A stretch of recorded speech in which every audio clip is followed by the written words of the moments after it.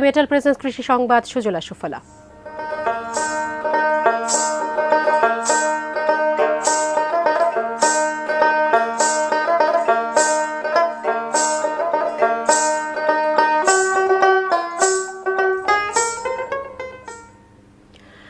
সবজি চাষে জৈব প্রযুক্তির ব্যবহার করে লাভবান হচ্ছেন পাবনার কৃষকেরা।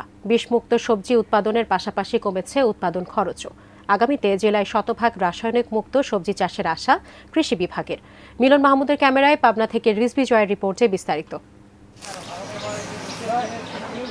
শীতে সুস্বাদু সবজি শিম উৎপাদনের সুখ্যাতি ও প্রাচুর্যের কারণে ঈশ্বরদীর মুলাডুলি গ্রামের পরিচিতি শিমসাগর নামে। প্রাকৃতিক বিপর্যয় ও মাটির উর্বরতা কমে যাওয়ায় গত এক দশকে এ অঞ্চলের কৃষকরা মাত্রাতিরিক্ত কীটনাশক ও রাসায়নিক সার ব্যবহারে ঝুঁকে পড়েন।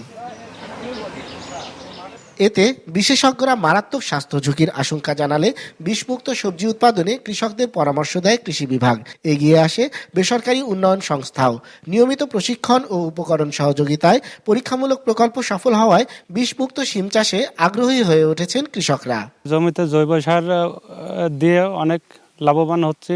জৈব সারে আমার খরচ কম হয়, আমার ফসলের উৎপাদন ভালো পাই, আমার জমিও ভালো থাকে। কেবল শিম নয়, ফুলকপি, টমেটো, বেগুন সহ অন্যান্য ফসল চাষেও এখন রাসায়নিক সারের পরিবর্তে ভার্মি কম্পোস্ট সহ নানা ধরনের জৈব সার ব্যবহার করছেন চাষিরা। কারিগরি প্রশিক্ষণে জৈব সার উৎপাদন শিখে এবং তা জমিতে ব্যবহারের ফলে কমছে উৎপাদন খরচও।